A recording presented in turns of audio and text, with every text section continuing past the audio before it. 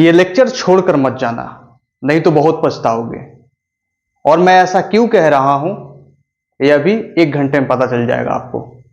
तो hello hello hello, क्या हाल चाल, कैसे हैं आप लोग, कैसी चल रही है आप लोग की पढ़ाई। मैं उम्मीद करता हूं कि आप सब ठीक होंगे और आपकी पढ़ाई बहुत अच्छी चल रही होगी। तो चलिए शुरू करते हैं आज का क्लास, जहां पे हम लोग पढ़ने वाले हैं कॉन्सेप्ट ऑफ प्रोपोर्शनलिटी। मतलब इसमें हम डील करेंगे कॉन्सेप्ट ऑफ प्रोपोर्शनलिटी में डायरेक्टली प्रोपोर्शनल और इनवर्सली प्रोपोर्शनल। और ये इतना ज्यादा इंपॉर्टेंट टॉपिक है, इतना ज्यादा इंपॉर्टेंट टॉपिक है जितना ज्यादा इंपॉर्टेंट आपका खाना है डेली का। अगर समझ जाइए कि ये टॉपिक आप नहीं करते हैं तो फिजिक्स में आप फंस जाइएगा भैया, फंस जाइएगा, बहुत घटिया तरह से फंसिएगा। मतलब ये टॉपिक अगर आप कर ले रहे हैं कॉन्सेप्ट ऑफ प्रोपोर्शनलिटी, तो एक एक पेज का कैलकुलेशन जो है ना वो 4-4 लाइन में होगा। और मैं आपको यहीं पे करके दिखाऊंगा वो चीज। और देखिएगा आज का जो क्लास है बहुत ज्यादा मजा से भरा होगा। मजा इन द सेंस क्या, नाचोगे क्या सर? कहोगे तो नाच दूंगा, कोई दिक्कत नहीं है। नाचने के लिए आया हूं क्या? दिमाग खराब है? पढ़ाने के लिए आया हूं। तो मजा किस में मिलेगा? पढ़ाई में। मतलब आपको सीखने के लिए बहुत सारी चीजें हैं यहां पे, बहुत सारी चीजें आप सीखेंगे, बहुत मस्ती से सीखेंगे और मजा से सीखेंगे। तो चलिए शुरू करते हैं। देखिए जो अपना टॉपिक है वो है कॉन्सेप्ट ऑफ प्रोपोर्शनलिटी। प्रोपोर्शनलिटी, ठीक है ना? कॉन्सेप्ट ऑफ प्रोपोर्शनलिटी, इसमें पहला जो डील करेंगे वो डायरेक्ट प्रोपोर्शनल, दूसरा होगा इनवर्स प्रोपोर्शनल। तो मैं आपको पहले क्या करता हूं, बता देता हूं कि डायरेक्ट प्रोपोर्शन क्या होता है और इनवर्स प्रोपोर्शन क्या होता है, ठीक है ना? देखिए जो फर्स्ट अपना है वो है अपना directly proportion. Directly proportion, directly proportional क्या होता है, ठीक है ना?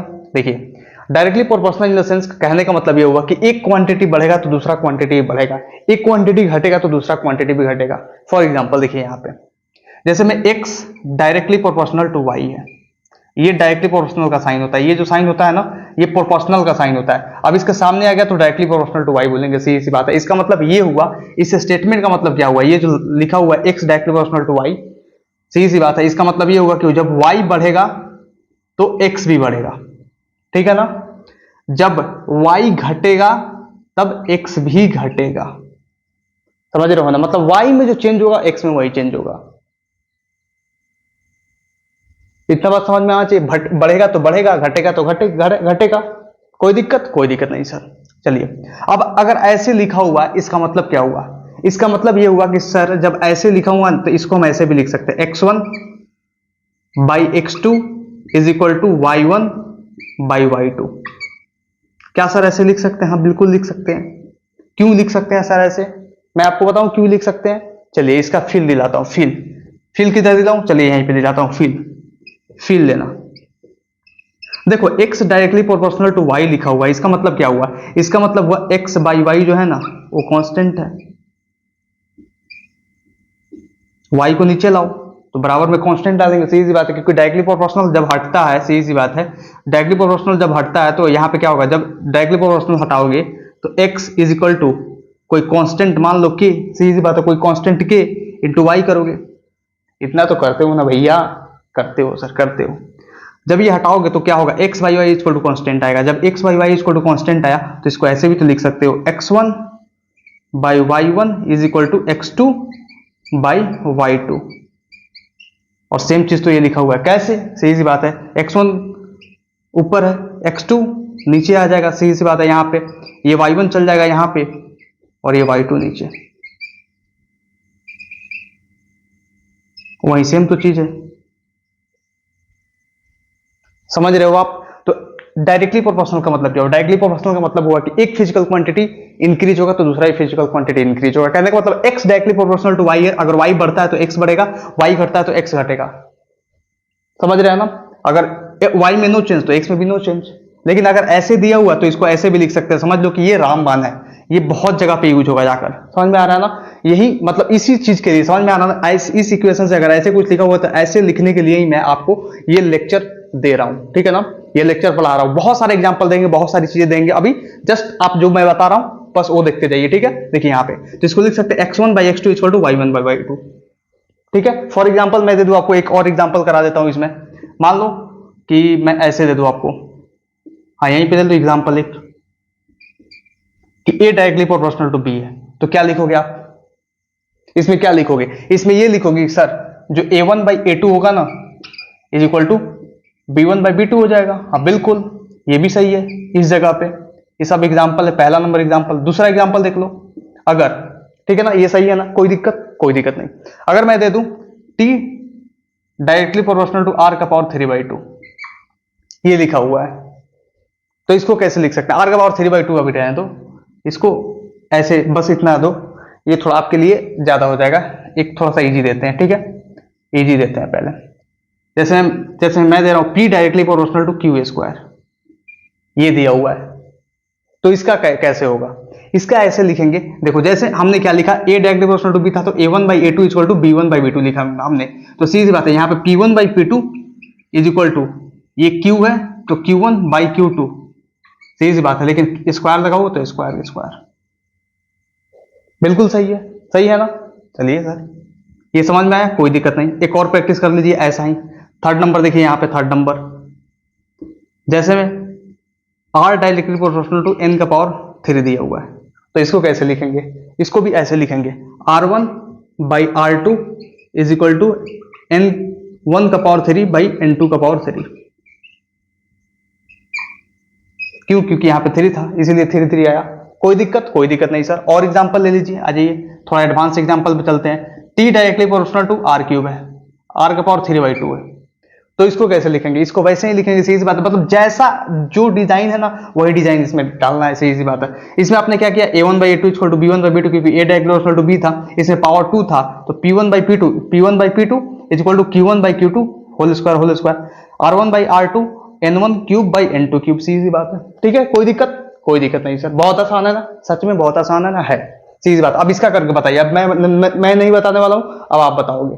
देखो इसका कैसे करोगे, t1 by t2 is equal to r1 का पावर 3/2 r2 का पावर 3/2। किसका सही है भैया, किसका सही है, बता दो किसका सही है। सही होगा, बिल्कुल सही होगा। चलो और देता हूं, और आ जाओ आप। s directly proportional to r का पावर 2/3 है, तो इसका कैसे करोगे, चलो इसका बता दो। इसका ऐसे करोगे, सीधी सी बात है सर, t नहीं r,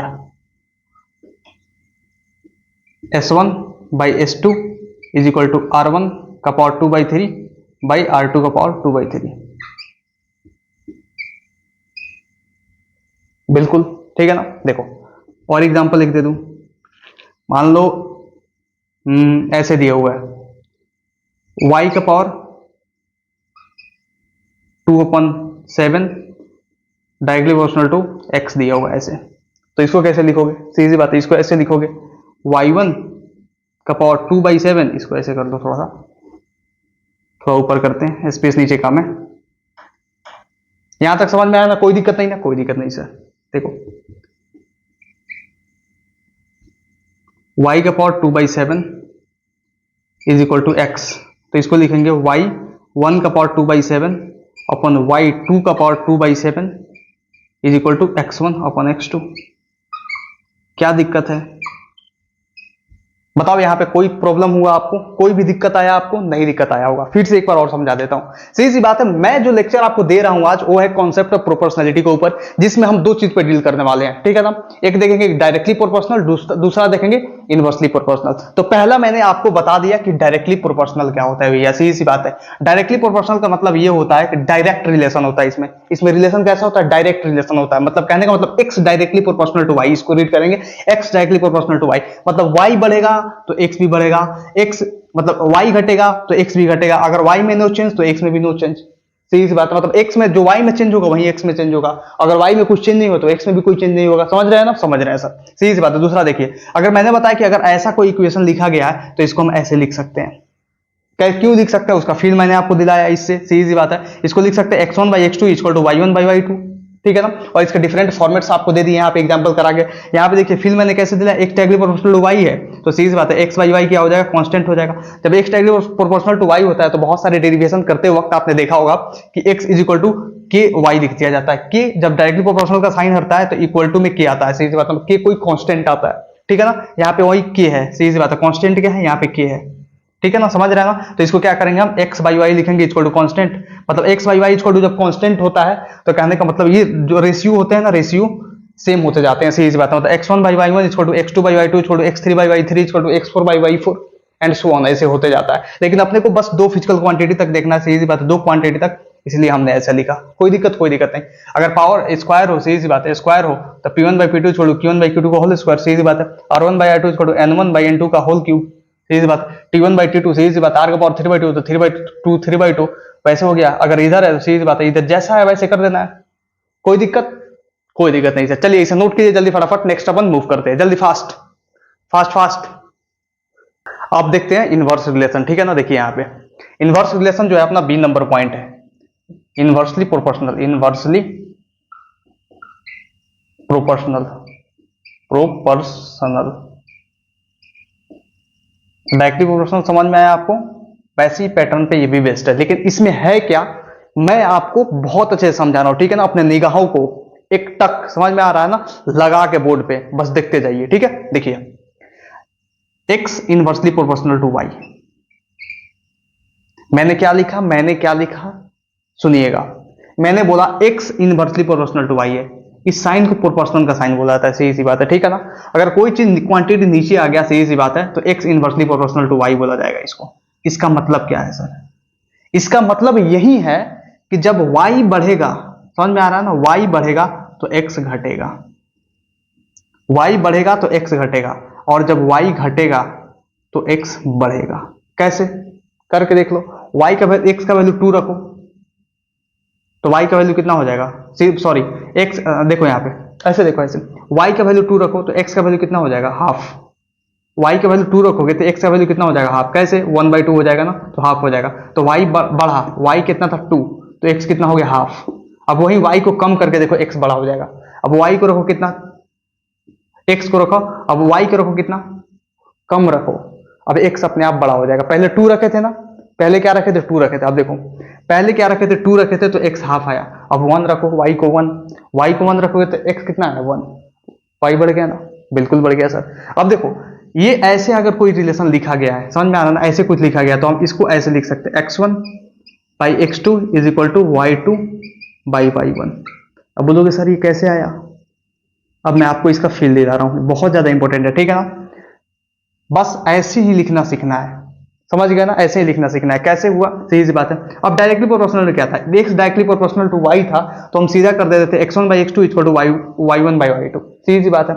लेकिन यहाँ पे क्या है, x inversely proportional to y है, मतलब x ऊपर है तो इसका y नीचे आएगा, मतलब x1 ऊपर है तो y1 नीचे आएगा, x2 ऊपर है तो y2 नीचे आएगा, समझ में आ रहा है, ऐसा बात है। मतलब कहने मतलब x1 ऊपर है तो y1 नीचे आएगा, ठीक है ना। अगर x2 नीचे है तो y2 ऊपर आएगा, इसी के हिसाब से देख रहे हैं, यही तो बोल रहा है, सीधी सी बात है ना, सीधी सी बात है, यही बोल रहा है ना। पहले ऐसे देख लो, x क्या है, ऊपर है, मतलब x1 मान लो, x1 ऊपर है तो इसका 1 जो होगा y1 वो नीचे होगा, ठीक है ना। अगर x2 नीचे है, मान लो एक तरह से नीचे है तो y2 क्या होगा, ऊपर होगा, तो ऐसे लिखा गया। अभी आया कैसे, कॉन्सेप्चुअली मैं आपको फील दिलाता हूं, इसका feel low, just feel low इसका फील। अब देखो मैंने यहाँ पे मार्किंग करके रखा है, इससे नीचे जाएगा तो बोर्ड दिख नहीं पाएगा बढ़िया से, ठीक है ना। देखो इसीलिए फील लो इसका, देखो x इनवर्सली प्रोपोर्शनल टू मैंने y लिखा, ठीक है। अब इसको मैथमेटिकली क्या लिखा जाता है, आपने क्लास 10th में भी पढ़ा होगा कि जब प्रोपोर्शनल का साइन हटता है तो k कांस्टेंट आ जाता है, मतलब k इंटू 1/y। कोई दिक्कत नहीं सर, ठीक है ना। मतलब ये अगर y आकर यहाँ पे मल्टीप्लाई हो जाए xy तो ये कांस्टेंट के इक्वल हो जाएगा, कांस्टेंट के इक्वल, जो कांस्टेंट के है, सीधी सी बात है, कोई दिक्कत नहीं, इसके इक्वल आ गया। जब कांस्टेंट के इक्वल आ गया, ये मल्टीप्लाई में है तो इसको हम ऐसे लिख सकते हैं, x1 y1 equal to x2 y2। बताओ इसको ऐसे लिख सकते हैं कि नहीं, तुम बताओ, मैंने कुछ गलत लिखा है यहाँ पे, इसको हम ऐसे लिख सकते हैं कि नहीं, मैं बस इतना पूछ रहा हूं, ऐसे लिख सकते हैं कि नहीं, बिल्कुल सर लिख सकते हैं। कैसे?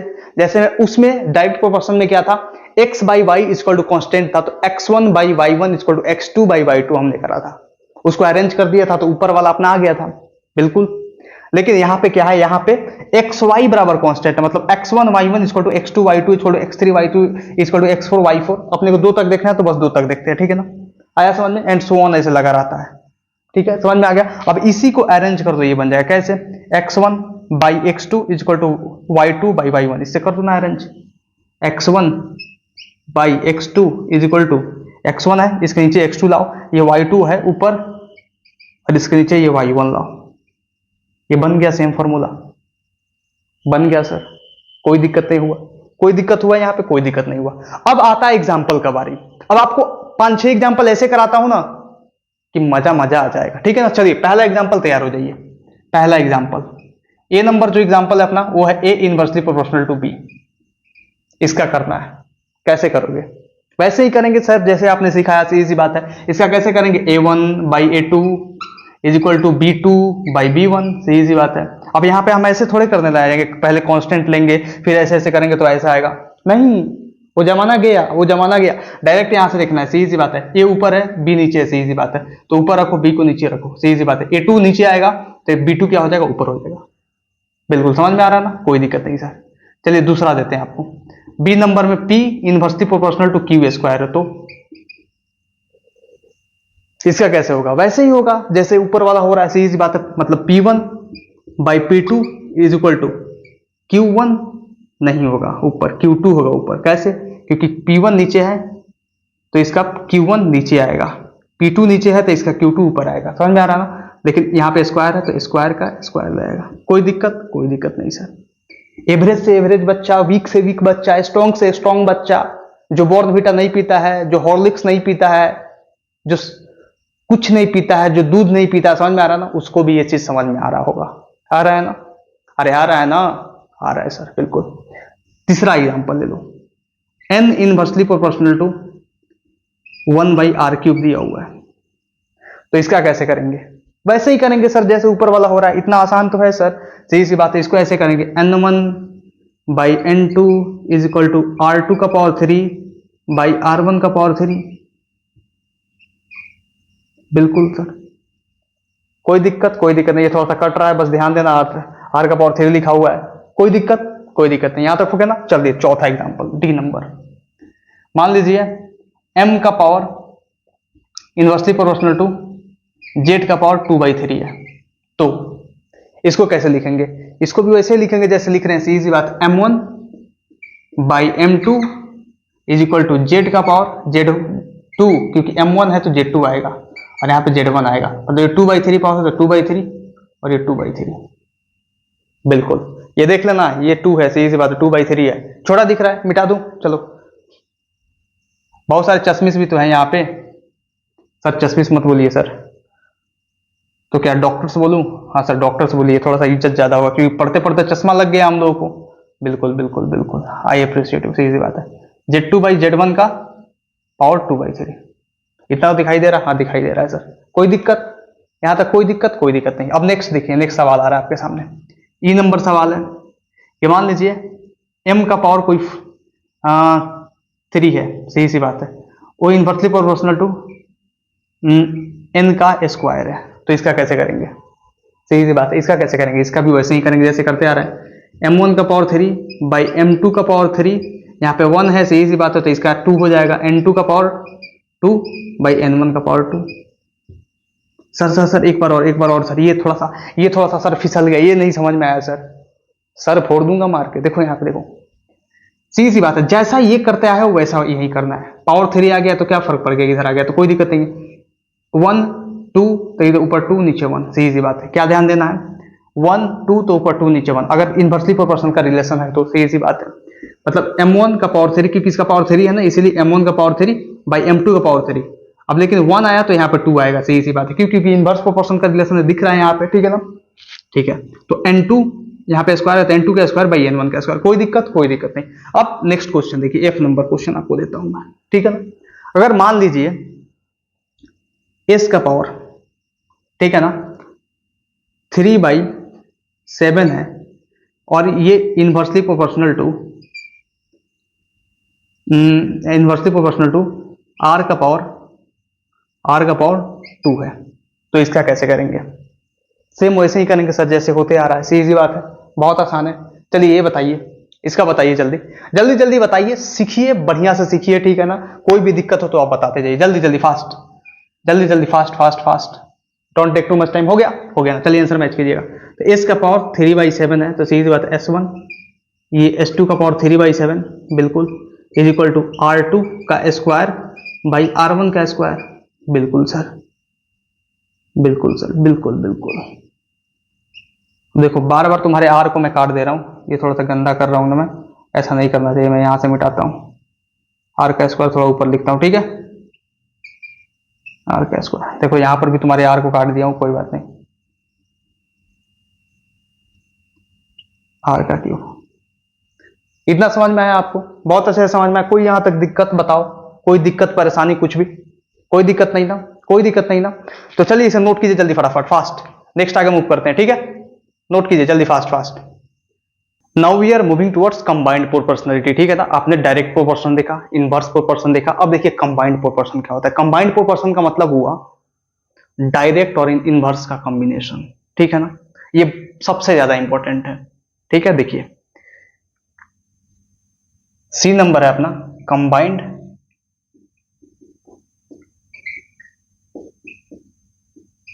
प्रोपोर्शनलिटी,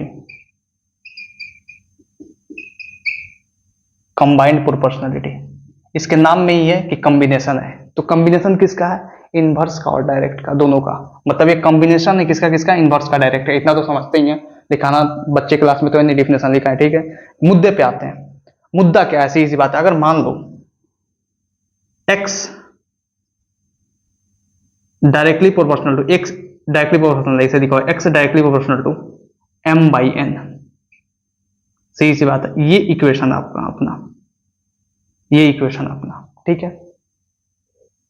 तो अगर ऐसे लिखा हुआ है, समझ में आ रहा ना, ऐसे लिखा हुआ है, सीधा एग्जांपल से चालू करेंगे। एग्जांपल नंबर 1 है ये, एग्जांपल नंबर 1 अपना, ठीक है ना, सीधा एग्जांपल से। तो इसको कैसे लिख सकते हैं? हम ऐसे लिख सकते हैं, देखना, x1 बाई x2, सीधी सी बात, m1 by n1 into m2 by n2। क्या ऐसे लिख सकते हैं? कौन कौन बोल रहा है यस और कौन कौन बोल रहा है नो? चलो बताओ, क्या हम ऐसे इसको लिख सकते हैं? चलो जल्दी बोलो, जल्दी जल्दी, fast fast fast fast fast. इसको हम ऐसे नहीं लिख सकते हैं बाबू, नहीं लिख सकते हैं, सही सी बात है। इसको हम ऐसे नहीं लिख सकते हैं, ये गलत है, ये रॉन्ग कॉन्सेप्ट है, ऐसे हम नहीं लिख सकते हैं। तो सर सही कैसे लिखेंगे? तो अभी आप यहां पे समझ में आ रहा ना, ऐसे लिख लो और उसे काट लो, क्योंकि स्पेस मुझे चाहिए बहुत ज्यादा, और एक ही स्लाइड पे मैं चाहता हूं कंबाइंड प्रोपोर्शनलिटी समझा दूं, तो इसे थोड़ा हमको मिटाना पड़ेगा। समझ में आ रहा ना? अब लिखेंगे तो कैसे लिखेंगे इसको, ठीक है ना। देखिए मैं बताता हूं आपको। जब आप जानते हैं कि जो कंबाइंड प्रोपोर्शनलिटी है वो भैया कॉम्बिनेशन है इनवर्स और डायरेक्ट का, तो सीधा सा इनवर्स और डायरेक्ट दोनों उसमें आना चाहिए, आना चाहिए ना। मतलब हम ये बोल सकते हैं, इससे क्या बोल सकते हैं? इससे हम ये बोल सकते हैं जो x है ना वो डायरेक्टली प्रोपोर्शनल टू m है, और जो x है ना वो इनवर्सली प्रोपोर्शनल टू n है। मतलब अगर ऐसे है तो हम यहाँ पे x1 बाई x2 क्या लिख सकते हैं? x1 बाई x2 क्या लिख सकते हैं बताओ? m1 बाई m2 लिख सकते हैं, बिल्कुल सर।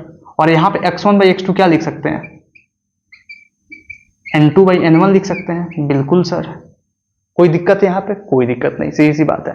अब मैं बोल रहा हूं कि इसको जो है, सीधी सी बात है, हम ऐसे लिखेंगे x1 by x2 is equal to m1 by m2 into n2 by n1।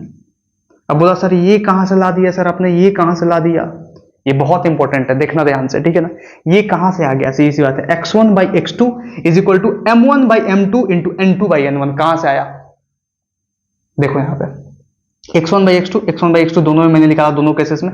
ये m1 बाई m2 है इंटू n2 बाई n1 कर दो, दोनों को मल्टीप्लीकेशन कर दो, m1 by n2 into n2 by n1, hence proved. यहां से आया। कोई दिक्कत है यहाँ पे? कोई दिक्कत नहीं सर, बहुत आसान है ना, बहुत आसान है। कैसे आया? 8 मतलब 7 to 8 एग्जाम्पल्स आपको कराता हूं, यहीं पे क्लियर हो जाएगा, ठीक है ना। देखिए चलिए, एग्जाम्पल नंबर 1 था, ये एग्जाम्पल नंबर 2 पे आ जाओ, ठीक है ना।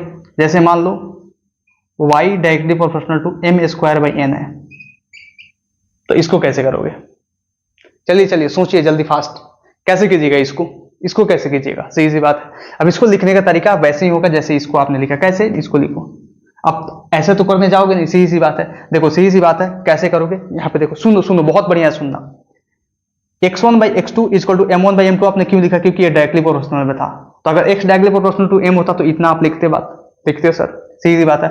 अगर x inversely proportional to n होता तो ये और ये बात लिखते, आप लिखते सर, सीधी सी बात है। तो सीधी सी बात है, जो नीचे है ना उसको इनवर्सली प्रोपोर्शनल वाला काम कर दे, और जो ऊपर है ना उसमें डायरेक्टली प्रोपोर्शनल वाला काम कर दे, और दोनों का मल्टीप्लीकेशन कर दो, वही करना है। सीधी सी बात है। मतलब इसमें भी अगर करना होगा आपको तो आप लिखोगे sir y1 by y2 is equal to m1 का स्क्वायर बाई m2 का स्क्वायर इंटू n2 का स्क्वायर। n2 का स्क्वायर नहीं होगा क्योंकि n2 में स्क्वायर है ही नहीं। सीधी सी बात है, जिसमें कुछ जो नहीं है वो नहीं डालेंगे। सीधी सी बात है, इसमें तो 2 तो है नहीं, तो यहाँ पे n2 बाई n1 हो जाएगा सिंपली। बताओ कोई दिक्कत यहाँ पे? कोई दिक्कत नहीं सर। नेक्स्ट एग्जांपल, चलिए नेक्स्ट एग्जांपल देते रहेंगे, समझ में आता रहेगा। इतना एग्जांपल दे देंगे कि आप खुद कहिएगा सर हो गया, रहने दीजिए। सीधी सी बात है। 3 नंबर एग्जांपल देखिए, सीधी सी बात है।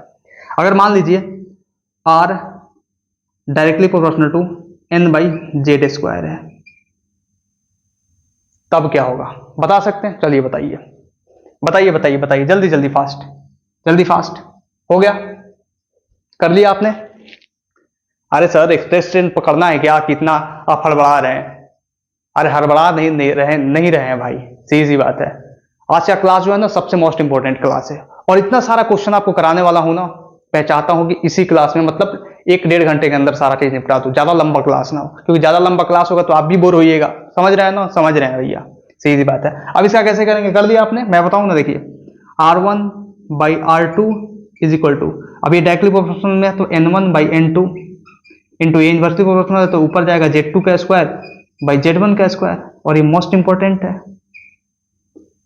फिर सर आपने z को काट दिया, कोई बात नहीं, काट दिया तो अब चलिए ऊपर इसको करके लिखते हैं थोड़ा सा, जेड स्क्वायर। कोई दिक्कत? कोई दिक्कत नहीं सर। और एग्जांपल दीजिए सर। चलिए आइए और एग्जांपल देते हैं आपको। एग्जांपल नंबर 4 आइए। एग्जांपल नंबर 4 में ये है कि जो r है ना, r नहीं s directly proportional to m का पावर 4 बाई n का पावर 1/3। चलिए चलिए इसका कीजिए जल्दी जल्दी, फास्ट फास्ट। सीधी सी बात है, बहुत आसान है। s1 by s2 is equal to m1 by m2, लेकिन पावर 4 है तो 4 क्योंकि ये डायरेक्ट रिलेशन, अब ये इनवर्स दे देता है तो ऊपर जाएगा n2 का पावर 1/3 और n1 का पावर 1/3। बताओ इसमें कुछ दिक्कत? कुछ दिक्कत नहीं, बहुत आसान है। सच में है ना, बहुत आसान है। चलिए नेक्स्ट आइए क्वेश्चन। किसका किसका पहले आंसर मैच किया ना? आंसर मैच किया होगा। चलो नेक्स्ट है अपना z directly proportional to r का पावर 4 बाई r स्क्वायर।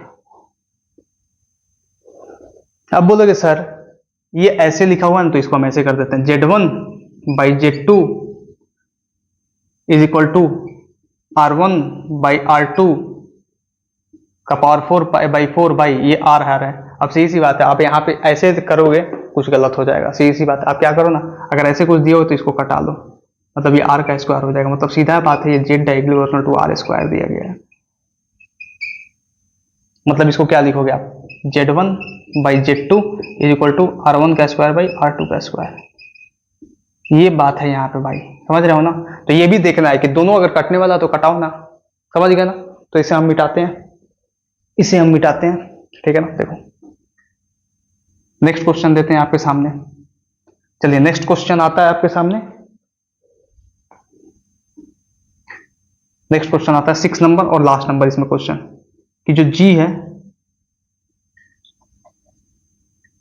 देखो 6 नंबर, जो g है वो directly proportional to m by r square है। तो इसमें करना है आपको। चलिए लास्ट क्वेश्चन है, ठीक है ना? देखिए इसमें कीजिएगा आप g1 by g2 is equal to m1 by m2 into r2 का स्क्वायर बाई r1 का स्क्वायर। बहुत सिंपल तरीका से ये संपन्न हुआ, कंबाइंड प्रोपोर्शनलिटी। डायरेक्ट प्रोपोर्शन आपने समझा, x directly proportional to y हो तो सीधी सी बात है, x1 by x2 equal to y1 by y2, सीधी सी बात है, खत्म।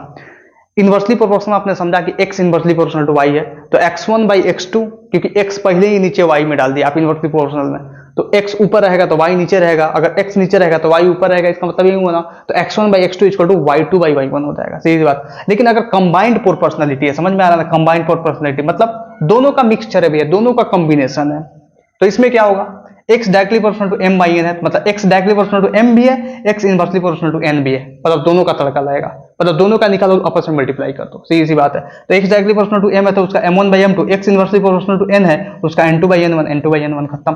और वैसे ही सारे एग्जांपल में ये सब कर देना है, ठीक है। तो आप तीन चीज समझे, तो चलिए आप तीन चीज समझ लिए ना, आपको एक जनरलाइज टर्म मैं देने वाला हूं, ठीक है ना, एक जनरलाइज टर्म दूंगा, मात्र इन तीनों को भूल भी जाएगा कोई दिक्कत नहीं, लेकिन भूलना नहीं है, मेहनत लगा है, भूलना नहीं है, सीधी सी बात है। इसमें मेरा भी मेहनत लगा है और आपका भी मेहनत लगा है, क्योंकि आपने बहुत अच्छे से सीखा है, ठीक है ना, इसे भूलना नहीं है। लेकिन मैं आपको जस्ट 4 से 5 लाइन लिखाऊंगा कुछ चीज, बस उसको उस चैट को याद रखना है, समझ में आना, उसको याद रखिएगा, फटाफट होगा, ठीक है। एक बस लिखाता हूं जनरलाइज टर्म, उसके बाद आपको से मतलब नीट के प्रीवियस आए हुए बहुत सारे क्वेश्चन हो गए, आपसे कराऊंगा, फटाफट होगा, ठीक है ना। चलिए नोट कीजिए, फास्ट से नोट कीजिए, मैं मिटाता हूं आपके सामने, नोट कीजिए, नोट हो गया, मिटा दूं, मिटा देता हूं, चलिए। ये सबसे ज्यादा इंपॉर्टेंट टॉपिक है अब तक का, समझ लीजिए। इंपॉर्टेंट तो वैसे सारे हैं, क्योंकि एक भी छूटा तो प्रॉब्लम आ सकती है। बेसिक मैथ्स का हर एक टॉपिक समझ लीजिए इतना ज्यादा इंपॉर्टेंट है जितना ज्यादा आपका खाना है डेली का। अगर एक भी टॉपिक आप बेसिक मैथ्स में छोड़ते हो ना, तो नैया पार आपकी नहीं हो पाएगी फिजिक्स में, फिर दिक्कत आ जाएगी। और ऐसा दिक्कत आएगा कि बोलोगे सर अच्छा नहीं हुआ हमारे साथ, तो हम भी बोलेंगे कोई बात नहीं, जब हम पढ़ा रहे थे तो क्या कर रहे थे आप, मुंह ताक रहे थे हमारा, सीधी सी बात है, पढ़ा रहे थे तो पढ़ना चाहिए था आपको, लेकिन आप पढ़ थोड़ी रहे थे, आप तो समझ रहे थे मजाक मजाक में कि आसान है, इसको निपटा दो, फिजिक्स आएगा फिजिक्स पढ़ेंगे। बेसिक मैथ्स कौन पढ़ता है भैया? एक बात समझ लेना कि बेसिक मैथ्स है ना, वो बैकबोन ऑफ फिजिक्स है, और बैकबोन अगर तुम्हारा ना रहे तो तुम सपोर्ट पे चल पाओगे? नहीं चल पाओगे। तो वैसे ही अगर बेसिक मैथ्स ना रहे तो फिजिक्स में आगे आप नहीं बढ़ सकते हो। फिजिक्स पहले ही लात मार के भगा देगा, कहेगा निकल। समझ में आ रहा है ना? तो थोड़ा सा बातों को ध्यान दिया कीजिए, जो भी मैं आपको बता रहा हूं आपके हित के लिए बता रहा हूं, हर एक चीज। ये चीज जो है ना, ये इतना डिटेल में कोई नहीं पढ़ाता। अगर कोई पढ़ाता होगा, किसी का भी लेक्चर निकाल के दिखा दो, मैं गारंटी कहता हूं। समझ में आ रहा है ना? किसी का भी लेक्चर, किसी का भी निकाल के दिखा दो, मैं गारंटेड कहता हूं ना, मैं पढ़ाना छोड़ दूंगा। मैंने बहुतों के लेक्चर देखे हैं, समझ में आना, बहुतों के lecture, no one teach this things. और इतना फोकस करके तो नहीं पढ़ाता मैं, इस पे एक सेपरेट लेक्चर ही ले रहा हूं। वो समझते हैं कि 10th में पढ़ा होगा, सही बात, पढ़ा होगा, अपने पढ़ा होगा, कोई दिक्कत नहीं है, लेकिन हर बच्चे को लेकर चलना जरूरी है ना। वीक से वीक, स्ट्रॉन्ग से स्ट्रॉन्ग, सही सी बात है। मैं बस स्ट्रॉन्ग पे फोकस करूं, वीक पे फोकस ही ना करूं। स्ट्रॉन्ग पे फोकस करके रैंक निकाल दूं और बोलूं कि जय सिया राम, जय सिया राम, जय सिया राम, ताकि बच्चे आ पाए मेरे कोचिंग में। ऐसा कुछ नहीं होना चाहिए, समझ रहे हो ना भाई? एवरेज बच्चे को भी देखो, बिलो बच्चे को भी देखो, सीधी सी बात है। जब बेस्ट बच्चों को आप छांट के किसी आप क्लास में कर दे रहे हैं, सही सी बात है। जैसे में यहाँ पे क्या होता है, कोटा में बड़े बड़े बैचेज बने होते हैं कि उन बच्चों के लिए जो बच्चे टॉप रैंकर्स है अपने क्लास में, उनके लिए बड़े बड़े बैचेज बने होते हैं, अच्छे अच्छे बैचेज होते हैं। उसमें बेस्ट से बेस्ट टीचर होता है, बेस्ट से बेस्ट फैकल्टी होता है। उसमें बच्चों को क्या किया जाता है, कोच दिया जाता है, और बेस्ट से बेस्ट फैकल्टी उसमें पढ़ा रहा है टॉप रैंकर्स को। और वही रैंकर्स आ जाते हैं AIR लेकर टॉप 10 टॉप 100 के भी अंदर, और वो कोचिंग क्या करता है, अपना रिजल्ट दिखा देता है कि ये हुआ, ऐसा हुआ, वैसा हुआ। और जो बच्चे फेल हो गए उनका, उस पर आपने उतना ध्यान दिया था? उसमें आप डाउट काउंटर से उठाए हुए टीचर्स को डाल देते हो उन बच्चों को पढ़ाने के लिए जो एवरेज और बिलो एवरेज है। भाई सीधी सी बात है, जब टॉप क्रीम को आप छांट के एक जगह तैयारी करा रहे हो, तो आपको क्या करना चाहिए ना, आपको उन बच्चों पे भी ध्यान देना चाहिए जो सबसे ज्यादा मतलब फोकस के लायक है। सबसे ज्यादा फोकस के लायक कौन है? जो एवरेज से एवरेज बिलो बच्चा है, जिसको कुछ नहीं आता, जिसको बहुत बढ़िया से कुछ नहीं आता। समझ में आ रहा है ना? जिसको बढ़िया से रीड करने नहीं आता, बढ़िया से कोई एडिशन, सब्ट्रैक्शन, मल्टीप्लिकेशन, डिवीजन, छोटा छोटा चीज नहीं आता। समझ में आ रहा है ना? उसको बेसिक से उठा के उसमें बेस्ट से बेस्ट टीचर डालना चाहिए कि छोटा लेवल से उठा के बड़ा लेवल तक उसको ले जाए। लेकिन आप ऐसा नहीं करते हो। आप एवरेज बच्चों को भी ही बीच में बिलो एवरेज बच्चों को कोच देते हो, और कोच के वहां पे क्या करते हो, मुर्गी फार्म बना देते हो। ले भाई तू भी सर, तू भी काव काव काव काव करते रहे यहाँ पे। Because bankers are bankers and rankers are rankers. आप जो कर रहे हो सब समझ में आता है। पर्दे के पीछे का गेम क्या है, पर्दे के आगे का गेम क्या है। जो मतलब बोला जाता है ना, जे चीनी हुए कीनी, जो समझेगा वही समझेगा। हम समझते हैं भैया, सही सी बात है, लेकिन मैं आपको ग्रांटेड दिलाता हूं कि मैं जो पढ़ाऊंगा ना, सही सी बात है, अति उत्तम होगा, कहीं भी दिक्कत नहीं आएगा। बस शिद्दत से पढ़ते जाइए, मजा आएगा। ठीक है ना, समझ रहे हैं? अरे समझ रहे हैं कि नहीं समझ रहे? समझ रहे हैं सर, समझ रहे हैं, समझ रहे हैं बिल्कुल।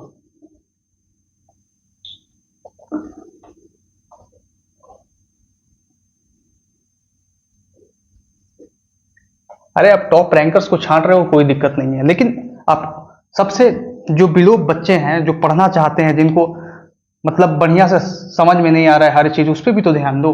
एक तो टॉप रैंकर बच्चा होता है, एक एवरेज बच्चा होता है जो ना घर का होता है ना घाट का होता है, एक होता है बिलो से बिलो एवरेज, जिसको भैया कुछ भी नहीं आता है, वो चाहता है सीखना, वो कैसे चल जाएगा टॉप रैंकर्स बैच में? वो चाहता है सीखना, लेकिन फिर भी आप उसके लिए बेस्ट से बेस्ट फैकल्टी लगाओ, उन बच्चों को भी छांट कर।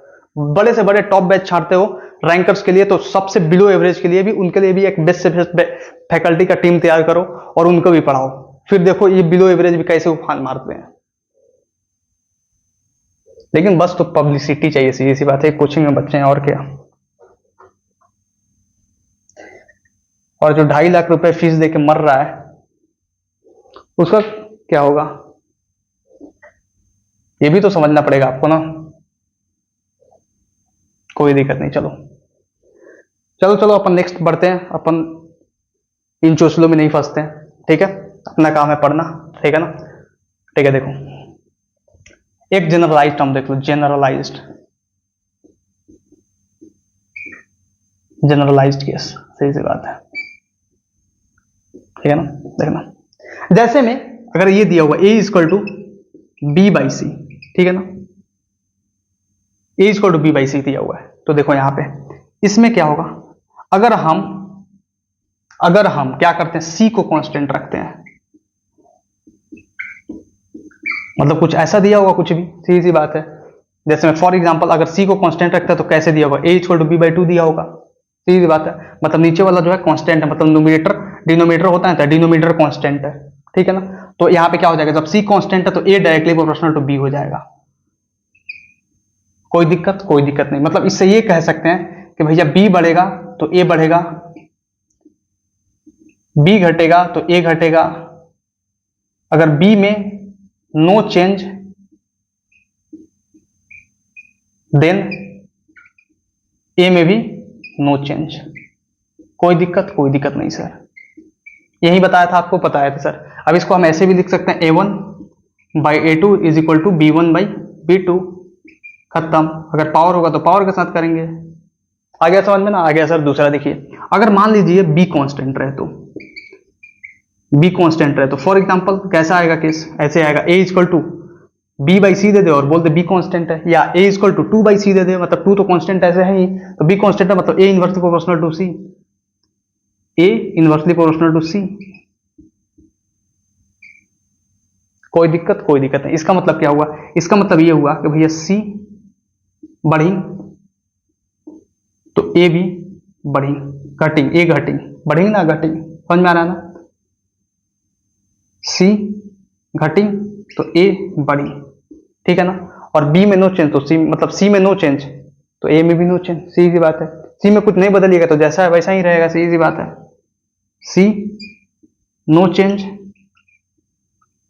Then a no change, c में कोई चेंज नहीं तो a में कोई चेंज नहीं, जैसा पहले था वैसे ही बना रहेगा, उसी अवस्था में रहेगा, ठीक है ना? ठीक है सर। अब मान लीजिए b को कांस्टेंट हमने कर दिया, तो ऐसे लिख सकते हैं इसको, a1 by a2 is equal to c2 by c1। बिल्कुल सर, कोई दिक्कत? कोई दिक्कत नहीं। अब आइए नेक्स्ट अपन देखते हैं कि मान तो क्या माने सर, अगर कोई कांस्टेंट नहीं है तो नो कांस्टेंट। अगर कोई कांस्टेंट नहीं है, ये यहाँ पे b कांस्टेंट था, यहाँ पे c कांस्टेंट था, इसमें से कोई कांस्टेंट नहीं, मतलब a directly proportional to b by c, मतलब ये आ गया कंबाइंड प्रोपोर्शनलिटी का केस। समझ में आ रहा है ना, कंबाइंड प्रोपोर्शनलिटी का केस, मतलब A directly proportional to B by C है, मतलब A1 by A2 is equal to B1 by B2 into C2 by C1। कोई दिक्कत नहीं सर, ऐसे हम लिख सकते हैं। एक बात बताओ, मैं अगर ऐसे लिख रहा हूं इसका मतलब क्या हुआ? इसका मतलब एक और चीज होगा, ध्यान देना। इसको हम कैसे रीड कर सकते हैं? एक और चीज ध्यान आया मेरे अंदर, ठीक है ना, इसको ध्यान देना। ये directly proportional to B by C है, तो इसको ऐसे भी तो रीड कर सकते हैं कि बी बाई सी का रेशियो बढ़ेगा तो ए बढ़ेगा, या बी बढ़ेगा तो ए बढ़ेगा और सी घटेगा तो ए बढ़ेगा, ये भी बोल सकते हैं। तो हम लिख सकते हैं ना कि बी बाई सी अगर बढ़ा तो ए बढ़ेगा, टोटल कंबाइंड देखना है, इसलिए बोला A directly proportional to B by C है। मैं अगर इंडिविजुअल बोली तो A directly proportional to B है, A inversely proportional to C है, लेकिन अगर ए डायरेक्टली प्रोपोर्शनल बोली तो पूरा बी बाई सी के है, ठीक है ना। हम ये भी लिख सकते हैं कि बी बाई सी अगर घटेगा, बी बाई सी का रेशियो, तो ए भी घटेगा। कोई दिक्कत? यहां तक कोई दिक्कत नहीं, मतलब ये जनरलाइज टर्म था, ठीक है ना। तो इसको अभी नोट करें, सीधी सी बात, अभी नोट करें, ठीक है ना। और मैं अभी चमकता धमकता क्वेश्चन आपके सामने पेश करने वाला हूं, मजा आएगा। अब तीनों चीज अभी 5 मिनट पॉज करके, समझ में आ रहा है ना, अपने कॉपी को खोलिए, फटाफट पलटाइए, समझिए एक एक चीज को, ठीक है ना। क्वेश्चन करेंगे, धमाकेदार क्वेश्चन करेंगे, और ऐसा ऐसा क्वेश्चन करेंगे जो नीट में आए हुए हैं, समझ में आ रहा है ना, मजा आएगा। जल्दी फास्ट मिलता है आपको 5 मिनट का समय। Now moving towards question practice. देखिए क्वेश्चन प्रैक्टिस करते हैं, ठीक है ना, हर एक चीज समझ में आएगा। मैं जो स्टेप बताते जा रहा हूं बस वैसे करते जाइएगा, ठीक है, मजा आएगा। पहले आपको नॉर्मल सिंपल क्वेश्चंस कराते हैं, फिर नीट के पीवाईक्यू की तरफ बढ़ेंगे, ठीक है। कोई दिक्कत नहीं ना? कोई दिक्कत नहीं सर। आइए देखिए, पहला जो क्वेश्चन आपके सामने ये दिया हुआ given, g directly proportional to m by r square, ठीक है। बोल रहा है if mass becomes 4 times, m क्या है? मास है, सीधी सी बात है, मतलब मास से m को डिनोट किया जा रहा है यहाँ पे, ठीक है ना। मतलब मास कितना गुना हो गया? 4 टाइम्स हो गया। मतलब सॉल्यूशन यहाँ पे करते हैं, जो जो बोलते जा रहा है क्वेश्चन में वो करते जा रहे हैं, ठीक है ना। रिलेशन क्या दिया हुआ? रिलेशन दिया हुआ जी डायरेक्टली प्रोपोर्शनल टू m बटे आर स्क्वायर। कोई दिक्कत नहीं सर, ठीक है ना। बोल रहा है यहाँ पे क्वेश्चन में कि जो मास है वो 4 टाइम्स हो गया, मतलब पहले मास m होगा तो बाद में मास कितना हो गया? 4m, ठीक है ना। कोई दिक्कत नहीं, मतलब इनिशियली m1 m था तो m2 कितना हो गया? 4m, बस ऐसे देखते जाइए, ठीक है ना। If mass becomes double and radius doubles, and radius भी डबल हो गया, मास 4 टाइम्स हो गया, सॉरी मास 4 टाइम्स हो गया एंड रेडियस डबल हो गया, मतलब रेडियस r था तो ये 2r हो गया। कोई दिक्कत नहीं, इसको मीटर मत समझ लेना, इसको 4 मीटर मत समझना, 4m है, 4 गुना मास हो गया, पहले m था तो अब 4m हो गया, पहले r था तो ये 2r हो गया, रेडियस डबल हो गया। Then what happens to g? तो g का क्या होगा? सीधी सी बात है, मतलब g अगर पहले g था तो बाद में जो g डैश हुआ वो g डैश का वैल्यू क्या होगा? समझ रहे हैं ना? क्वेश्चन समझ रहे हैं ना? समझ में आ रहा है सर, बिल्कुल। एक बार और समझाइए सर, चलिए एक बार और समझाते हैं। ये रिलेशन दिया गया ऊपर, ठीक है, बोल रहा है कि मास 4 टाइम्स हो जाए और रेडियस डबल हो जाए। मास पहले m था अब 4m हो गया, और रेडियस पहले r था अब 2r हो गया फाइनली, ठीक है ना। बोल रहा है then what happens to g? g का क्या होगा? मतलब मान लीजिए पहले g था, सपोज मान लेते हैं g था, अब g डैश हो जाएगा तो g डैश का वैल्यू क्या होगा? यहाँ पे करते हैं ना, g1 by g2 is equal to, अब इक्वेशन यहां से हम लिख सकते हैं, सीधी बात है, कंबाइंड प्रोपोर्शनलिटी है, ठीक है ना। देखिए m1 by m2 into r2 का स्क्वायर बाई r1 का स्क्वायर। कोई दिक्कत नहीं, बहुत आसान है, बहुत आसानी से हमने ये लिख लिया ना। अब क्या करना है अपने को? यहां से सब वैल्यू पुट करके रखना है। यहाँ पे जो भी है ये सब 1 का है, और यहाँ पे जो भी है ये सब 2 का है। समझ में आ रहा है ना? क्योंकि इनिशियल है और ये फाइनल है, इनिशियल है, ये फाइनल है, इनिशियल है, ये फाइनल है, सब पुट करते हैं, कटाकुटी करके आंसर लाएंगे, बिल्कुल सीधी सी बात है। अब g1 की जगह पे क्या है? 1g है, सीधी सी बात है। अपॉन g2 की जगह पे क्या है? g डैश का अपने वैल्यू निकालना, सीधी सी बात है। m1 की जगह पे क्या है? m है। m2 की जगह पे क्या है? यहाँ पे 4m है, ठीक है ना। इंटू r2 की जगह पे क्या है? r2 की जगह पे 2r है, तो 2r का स्क्वायर करेंगे, होल स्क्वायर, क्योंकि ये स्क्वायर है। r2 का वैल्यू 2r है, यहाँ पे उसका स्क्वायर करेंगे, सीधी सी बात है। अब r1 का स्क्वायर है, तो r1 का स्क्वायर है मतलब r का स्क्वायर। कोई दिक्कत नहीं। अब क्या करते हैं ना, यहाँ पे कट्टम कुट्टी खेल सकते हैं सर, बिल्कुल। लेकिन इसको हम ऐसे भी तो लिख सकते हैं। कैसे लिख सकते हैं सर इसको? ऐसे, पहले कट्टम कुट्टी खेलने से पहले एक चीज देखिए, g upon g dash is equal to m by 4m into 2r by r का होल स्क्वायर। बताओ, ये लिख सकते हैं ना, क्योंकि 2r का भी स्क्वायर है और r का भी स्क्वायर है, सीधी सी बात है। 2r बाई r का स्क्वायर, तो r से r मार दिए, इसके अंदर ही m से m मार दिए, सीधी बात है। अब कितना? 2 2 जब 4 हो जाएगा, अब ये 4 से 4 कट गया, वाह, खत्म, मतलब जी डैश बराबर जी आ जाएगा, मतलब जी पे कोई फर्क नहीं पड़ेगा, जी रिमेन्स कांस्टेंट, जी रिमेन्स कांस्टेंट, मतलब जो जी था वही होगा। बताइए कुछ गलती की है क्या, क्या लग रहा है कुछ गलती की है? देखिए फिर से समझा देते हैं, सीधी बात है। ये सवाल आपने देखा जिसमें बोल रहा है पहले मास एम था बाद में मास 4m हो गया, पहले आर था रेडियस, बाद में डबल हो गया रेडियस, सही साइड 2 टाइम्स हो गया, डबल बोल रहे हैं ना, सीधी बात है। तो बोल रहे हैं जी पे क्या फर्क आएगा, पहले जी था तो जी डैश हो गया, सीधी बात है। जी डैश का क्या वैल्यू होगा, तो जी1/जी2 m1/m2 इंटू r2/r1 का होल स्क्वायर, सही सी बात है। मतलब ये m/4m, क्योंकि मास पहले m था, ये 4m हो गया, सही सी बात है, इंटू 2r/r का होल स्क्वायर, सही सी बात है। अब r से एक r कट गया, सही सी, r स्क्वायर से r स्क्वायर गया यहाँ पे, ठीक है ना, क्योंकि r/2r/r का होल स्क्वायर, तो इसको हम लिख ही सकते हैं, लिख सकते हैं सर, सीधी बात है। ये आपको एक्सपोनेंट इन पावर में लिखना सिखाया था, बिल्कुल। अब r से r कट गया, यहाँ पे 2 का स्क्वायर 4 हुआ है, यहाँ पे 4 है, ये 4 से 4 गया, मतलब इधर तो बचा 1, मतलब जी डैश बराबर जी आ जाएगा, सीधी सी बात है। कोई दिक्कत है यहाँ पे? कोई दिक्कत नहीं। अब नेक्स्ट क्वेश्चन देखते हैं, ये जो नेक्स्ट क्वेश्चन है, ये बोल रहा है u directly proportional to m1 m2 by r, ठीक है ना। बोल रहा है if both masses doubles and distance triples, both masses, ये दोनों मासेस है और ये डिस्टेंस है, दोनों मास डबल हो जाता है, मतलब पहले m1 था तो 2m1 हो गया, पहले m2 था तो 2m2 हो गया, सीधी सी बात है, कोई दिक्कत नहीं। अब बोल रहा है and distance triple, distance triple हो गया, 3 गुना ज्यादा हो गया, समझ रहे हैं ना, 3 गुना ज्यादा हो गया। Then what happens to u, u का क्या होगा? करते हैं सॉल्यूशन, चलिए सॉल्यूशन करिए पहले आप करिए सॉल्यूशन। हो गया, कर दिया आपने? हो गया, मैं कराऊं? करिए, चलिए आंसर मैच कीजिएगा। u डायरेक्टली प्रोपोर्शनल टू दिया गया है m1 m2 बटे r, बिल्कुल बिल्कुल दिया गया ना, बिल्कुल सर। बोल रहा है if both masses becomes double, सही सी बात है, मतलब पहले m1 जो था m1 था, अब ये 2m1 हो गया, सही सी बात है। m2 जो था पहले m2 था, सही सी बात है, अब ये 2m2 हो गया, दोनों मासेस डबल हो गए, सही सी बात है, कोई दिक्कत नहीं। ये पहले सिचुएशन का बात लिखा जा रहा है, ये बात के सिचुएशन का बात लिखा जा रहा है, यहाँ पे 1 2 मत लिखिए, यहाँ पे कंफ्यूज हुई है, क्योंकि ऑलरेडी यहाँ पे 1 2 दिया गया है सवाल में। कोई दिक्कत नहीं सर, चलिए ठीक है ना। देखिए अब यहाँ पे r है, r का बात क्या है, डिस्टेंस ट्रिपल हो गया, ये r जो है डिस्टेंस है, अब ये r था, ये 3r हो गया,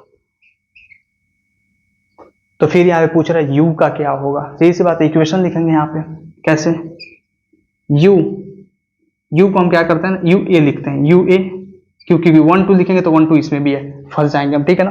तो ये मान लो a सिचुएशन है, a नंबर की सिचुएशन, और ये b नंबर की सिचुएशन है, ठीक है ना। कोई दिक्कत नहीं sir, u a by U B, सीधी सी बात है, इज इक्वल टू m1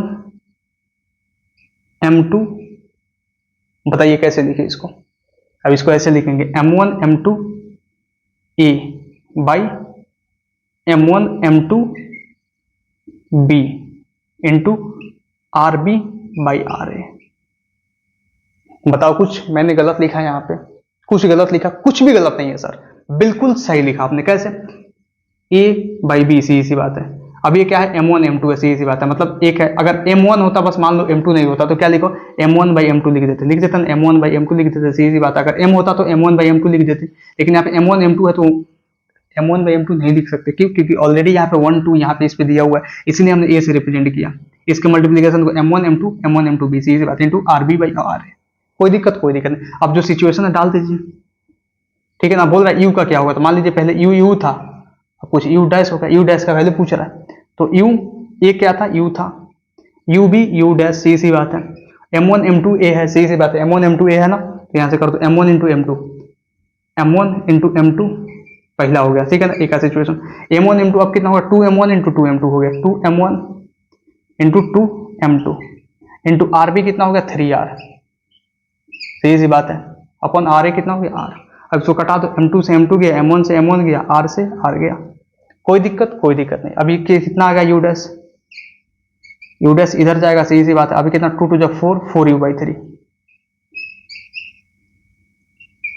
बताओ ये आंसर किसका आया? अब आप बोलोगे सर आप तो बोल रहे थे 3 4 लाइन में करा दोगे, लेकिन मैं आपको अभी सिखा रहा हूं, ये 3 4 लाइन भी नहीं, 2 लाइन का खेल है, 2 लाइन का।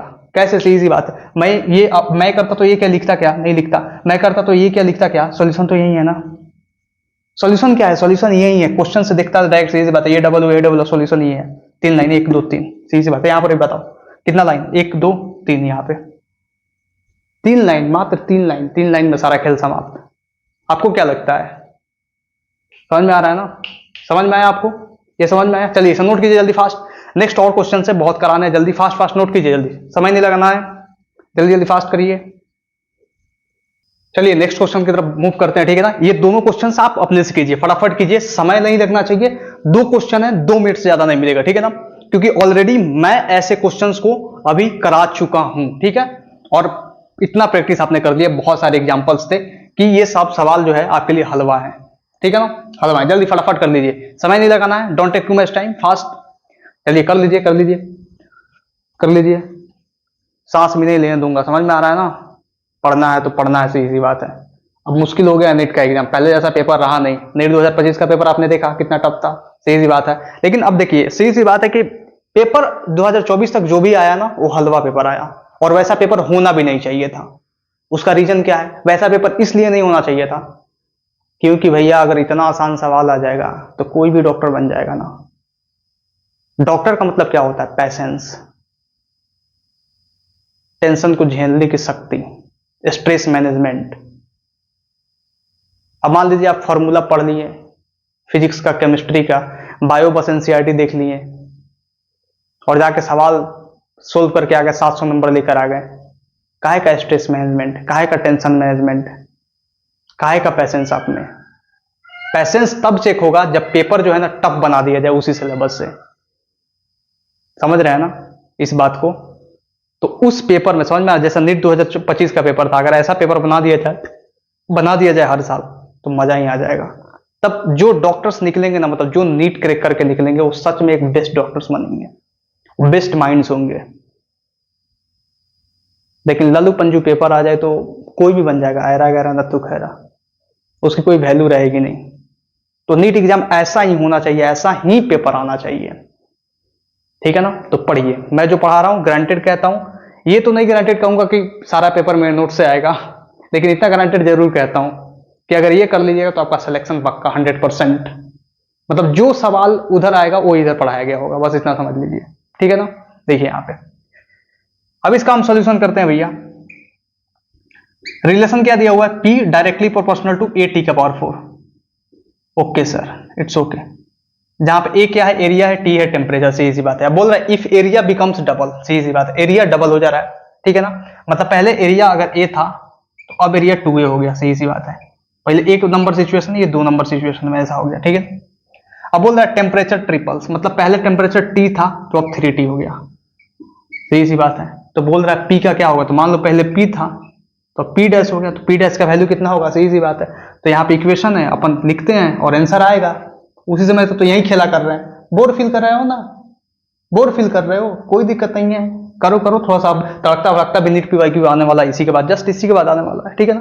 देखना इसको कर लेंगे, P1 by P2 is equal to A1 by A2 into T1 by T2 का पावर 4, होल पावर 4 मैंने डाल दिया। कुछ गलती किया? कुछ नहीं सर, सब सही किया, कुछ गलती नहीं है, ठीक है ना? मैंने सही लिखा, ये बिल्कुल सर सही लिखा। कैसे? P1 by P2 equal to A1 by A2, सीधी सी बात है। और डायरेक्टली उसमें T भी तो है, तो T1 बाई T2 का पावर 4 या T1 का पावर 4 बाई T2 का पावर 4, बात एक ही बराबर है, ठीक है ना? अब इसको कर देते हैं। यहां से P1 क्या है? P है, P2 क्या है? P डैश है, सीधी सी बात है।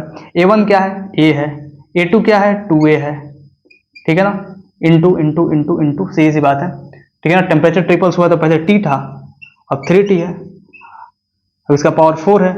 यहाँ पे कट्टम पुटिंग खेले कि A से A को मारो, T से T को मारो, सीधी सी बात है। मार दिया, चलो मार दिया, तो यहाँ पे गेम खेलो, सीधी बात। अब यहाँ पे आप कर सकते हो कि P अपन P डैश जो है, P अपन P डैश, यहाँ पे ये हो जाएगा 1/2 इंटू ये 1 का पावर 4 तो 1 ही रहेगा ऊपर, सीधी सी बात है। और ये 3 का पावर 4 आ गया, 81 होता है 3 का पावर 4। कैसे? 3 3 जा 9, 3 जा 27, 3 जा 81, सीधी सी बात है। तो इतना आ गया, मतलब ये आंसर कितना आ गया? ये आ गया 2 इंटू 81 कितना होता है? 2 इंटू 81 कर लीजिए सर, सीधी सी बात है। मतलब P डैश का जो आंसर आ जाएगा ना हो जाएगा 2 1 जा 2, 2 8 जा 16, 162 P, मतलब 162 टाइम्स, 162 टाइम्स बढ़ जाएगा, सीधी सी बात है। समझ में आया ना? ये समझ में आया कैसे आया? कोई दिक्कत? कोई दिक्कत नहीं सर, बिल्कुल सही है, बिल्कुल सही है ना? चलिए अब नेक्स्ट क्वेश्चन, आपका आंसर मैच किया ना? किया होगा। अब नेक्स्ट क्वेश्चन देखिए, नेक्स्ट क्वेश्चन करिए। आपको अभी रूट वाला नहीं दिया था, ऐसे रूट वाला नहीं दिया था, ये भी बहुत आसान है, वैसे ही करना सेम सेम सेम जो है सेम सेम, ठीक है ना। बोल रहा है रिलेशन जो है t directly proportional to root M by k, क्या हम इसको ऐसे लिख सकते हैं, और t directly proportional to m का पावर हाफ बाई के का पावर हाफ, सीधी सी बात है। तो ऐसा कुछ नहीं कराया क्या मैंने, ऐसा कराया है ना, तो ऐसे भी हो तो हो जाएगा, क्या ही फर्क पड़ता है, सीधी सी बात है। देखो बोल रहा है मास बिकम्स 4 टाइम्स, मतलब एम जो है ये 4m हो गया, ठीक है ना। 1 नंबर सिचुएशन, ये 2 नंबर सिचुएशन, कोई दिक्कत नहीं सर। एंड स्प्रिंग कांस्टेंट, मतलब जो के है यहाँ पे, के स्प्रिंग कांस्टेंट वो 9 टाइम्स हो गया, मतलब पहले के था अब वो 9 के हो गया, कोई दिक्कत नहीं, बिल्कुल सही। चलिए तो बोल रहे हैं आप टाइम पीरियड के बारे में बताइए, टाइम पीरियड में क्या चेंज आएगा। तो मान लीजिए पहले टी था, अब टी डैश हो गया, यही तो खेला कर रहे हैं, अब यहाँ पे करते हैं T1 by T2 is equal to, अब देखिए यहाँ पे m रूट एम बाई के है, तो सीधी सी बात है root M1 by M2 into root, क्योंकि ये भी के भी रूट में है, तो K2 बाई K1। बताइए यहाँ पे कोई तकलीफ लिखने में, तकलीफ आ रही है क्या, किसको तकलीफ आ रही है, मुझे लग तो रहा है कि तकलीफ किसी ना किसी को आई है। कैसे हो गया सर, मुंह बना लिया अभी ने चोखा जैसा। देखो फिर से समझाते हैं, आ जाओ, ठीक है ना। देखो ऐसे लिख दिया ना हमने, चलिए इसको तोड़ दें, इसको तोड़िए, T directly proportional to root M by root के, बिल्कुल सर हम ऐसे इसको लिख सकते हैं, बिल्कुल लिख सकते हैं सर, एक्सपोनेंशियल पावर में आपने सिखाया था, बिल्कुल सर लिख सकते हैं सर। ये देखिए सही सी बात, ऐसे लिख सकते हैं ना, तो इसको क्या लिख सकते हैं, T1 by T2 is equal to, अब रूट एम है तो root M1 by root M2, सही सी बात है, ऐसे तो लिख ही सकते हैं, इनटू रूट, क्योंकि रूट के नीचे है तो रूट के ऊपर चला जाएगा, सही सी बात है, root K2 by root K1। अब कोई चीज ऐसे लिखा हुआ है, root M1 by root M2, अब इसको होल ब्रैकेट लगा सकते हैं ना, लगा सकते हैं क्योंकि दोनों में रूट है, इसको भी होल ब्रैकेट, तो वही लिखा मैंने, root M1 by root M2 into root K2 by K1, root M1 by root M2 into root K2 by K1, वही लिखा मैंने। आ गया समझ में, जिस लेवल पे जाके समझना चाहते हो उस लेवल पे समझाऊंगा, समझ में आ रहा है ना, और आपको फिजिक्स का दीवाना बनाऊंगा, समझ में आ रहा है ना। अरे ये तो शायरी बन गया, जिस लेवल पे जाके समझना चाहते हो उस लेवल का समझाऊंगा, और आपके नस नस में फिजिक्स को घुसाऊंगा और आपको फिजिक्स का दीवाना बनाऊंगा। ये मेरा चैलेंज है, ये मेरा वादा है, समझ में आ रहा ना आपसे। तो पढ़िए, मस्ती से पढ़िए, जबरदस्त पढ़िए, झकास पढ़िए, मस्त होकर पढ़िए, मजा आने वाला है, बहुत ज्यादा मजा आने वाला है। समझ में आ रहा है ना। ये गाना सुना है ना आपने कि आने से उसके आए बाहर, जाने से उसके जाए बाहर, बड़ी मस्तानी है मेरी महबूबा। तो आप ये गाना मेरे लिए गाओगे फिजिक्स को जोड़कर कि आने से उनके, किनके, संस्कार सर के, आने से उनके आए बाहर, जाने से उनके जाए बाहर, बड़े मस्ताने हैं मेरे संस्कार सर। समझ में आ रहा है ना, किसके लिए, फिजिक्स के लिए।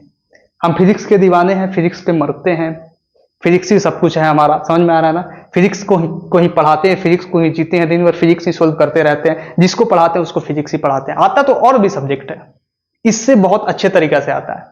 बायो बोलिएगा बायो पढ़ा देंगे, केमिस्ट्री बोलिएगा केमिस्ट्री पढ़ा देंगे, बहुत आसानी तरीके से पढ़ा देंगे आपको, समझ में आ रहा है ना। लेकिन फिजिक्स जो है अपने दिल में घुसता है यार, नस नस में समाया हुआ है, ब्लड में समाया हुआ है। जहां भी खोल के देखोगे ना, जैसे हनुमान जी को कैसे ऐसे फाड़ के दिखाया था तो राम सीता दिखे थे, वैसे ही अगर मेरा सीना चीरो तो फिजिक्स ही नजर आएगा। हर एक सेल में, हर एक ब्लड के कंपोनेंट में, हर एक मसल्स में, मतलब पूरा शरीर में, पूरा दिमाग में, हर जगह फिजिक्स ही फिजिक्स घुसा हुआ है। और जब ऐसे घुसा हुआ है तो आपके अंदर मैं कैसे घुसाऊंगा, मजा आएगा, ठीक है ना। देखिए यहाँ पे अब इसको हम ऐसे करते हैं सीधा, T1 बाई T2 है तो T1 का T, T2 कितना होगा T डैश, सीधी बात है। रूट M1 बाई M2 है तो रूट M1 बाई M2, मतलब 4M नहीं, 4M नहीं, क्योंकि M1 क्या है, M है, सीधी बात है। इनिशियल सिचुएशन क्या है, M का, बट M2 क्या है, 4M है सर, इंटू रूट K2 क्या है, K2, सीधी बात है 9K, अपन K1 क्या है, K। अब इसको कटा देंगे, समझ में आ रहा ना, M से M मारो, K से K मारो, सीधी बात है। मतलब यहाँ पे क्या हो जाएगा, T by T dash is equal to, ये हो जाएगा 1 बटे ये हो जाएगा 2 रूट 4 का, सीधी सी बात है। रूट 9 का हो जाएगा 3 बटे 1, मतलब 3 बाई 2, मतलब इसको हम बोलते हैं 2T बाई 3, T डैश बराबर 2T by 3।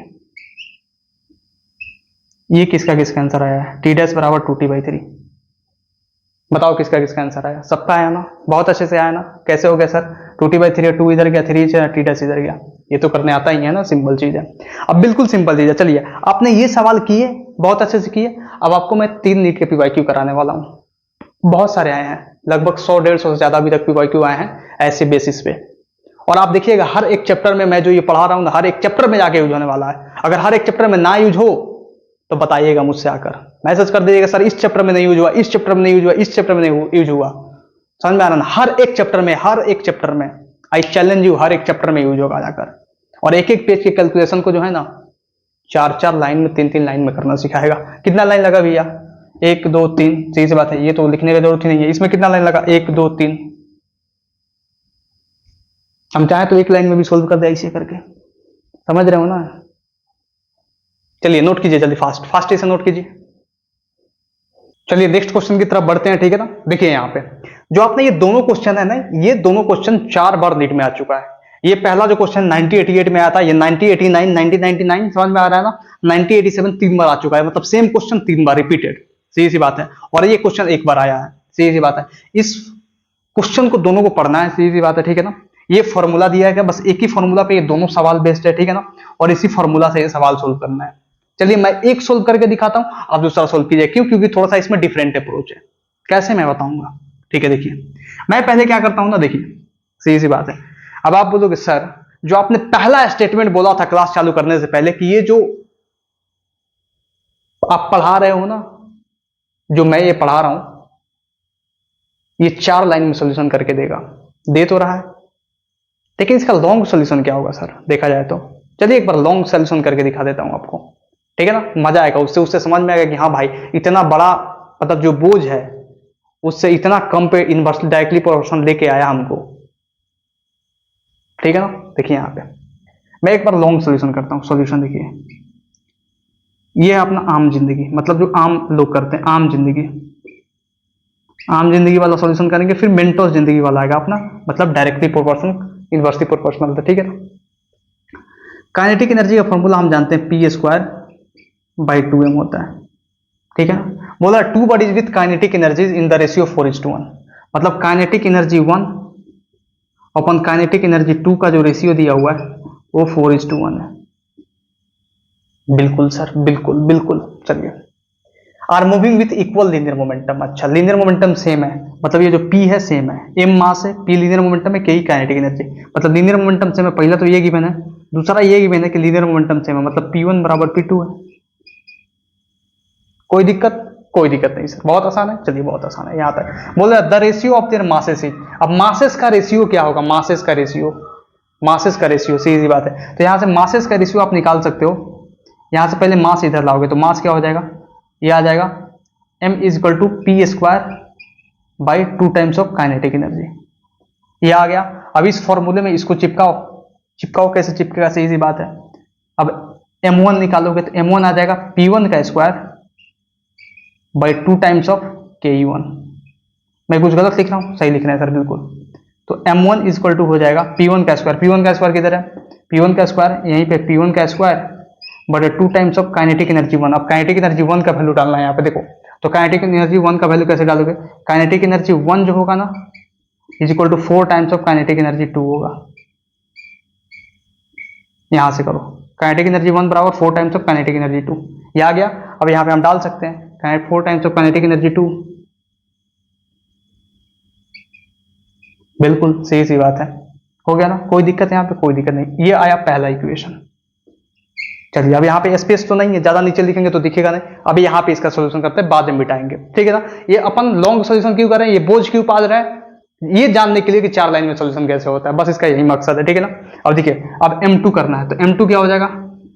P2²/2 times of kinetic energy 2। सही सी बात है, ठीक है ना? ये हो गया P2², ठीक है ना? समझ में आ गया? समझ में आ गया सर। अब सही सी बात है, ये हो गया अपना इक्वेशन नंबर 2। कोई दिक्कत? कोई दिक्कत नहीं। अब यहां पे लिखोगे डिवाइड इक्वेशन 1 और 2, तो करो डिवाइड, सही सी बात है। मतलब M1/M2 = P1²/2 टाइम्स ऑफ, यहाँ पे 4, मतलब 2 4 8 times of Ke2। 8 times of, direct लिख देते हैं ना, 8 टाइम्स ऑफ ke2, ठीक है ना, बटे ये बड़ा वाला डंडा लगेगा यहाँ पे, ठीक है ना, बटे P2 का square upon 2 times of ke2, बिल्कुल ये M2 का वैल्यू, ठीक है ना। अब इसका सॉल्यूशन हम करेंगे नेक्स्ट, थोड़ा सा यहाँ पे आ जाते हैं। M1 बटे M2 is equal to P1 का square by 8 times of ke2 into 2 times of ke2 बटे P2 का स्क्वायर। और यहाँ पे जहां जैसे देखा जाए P1 बराबर P2 है, तो P1 बराबर P2 है तो ये दोनों कैंसिल हो जाएगा, ये काइनेटिक एनर्जी 2 से काइनेटिक एनर्जी 2, ये 2 4 8, मतलब M2 बराबर 4 टाइम्स ऑफ M1, ये आ रहा है। यहाँ पूछा था the ratio of their masses is, तो मास का रेशियो पूछा था, तो M1 बाई M2 निकालना दो, वो तो आया ही था, सही सी बात है, 1/4, मतलब 1:4। मतलब लॉन्ग सोल्यूशन कैसे होता है, लॉन्ग सोल्यूशन ऐसे घूम के आता है वो। अब शॉर्ट सोल्यूशन कैसे होगा, शॉर्ट सोल्यूशन इसका कर दो मात्र इतने स्पेस में कर दो इतने स्पेस में, देखो कर देता हूँ, सीधी सी बात है। इतने स्पेस में तो नहीं हो पाएगा, सीधी सी बात है, इतना स्पेस ज्यादा नहीं है, क्योंकि यहाँ पे इतना ही स्पेस है, इतना स्पेस में पॉसिबल नहीं है, ठीक है ना, कॉपी होता तो हो जाता। अब इसको आप नोट करना चाहे तो लॉन्ग सोल्यूशन को कर सकते हैं, ठीक है ना, मैं शॉर्ट सोल्यूशन देने जा रहा हूँ इसका, सीधी सी बात है। 3 लाइन में आंसर होगा, 3 लाइन से ज्यादा नहीं होगा, एक भी लाइन ज्यादा हो गया तो पढ़ाना मेरा किस काम का, सीधी सी बात है। चलिए 3 लाइन में सोल्यूशन मैं दे वाला हूँ, जल्दी जल्दी फटाफट हो गया, कर लिया आपने, कर लिया ना। अब देखो चलो मैं मिटाता हूं,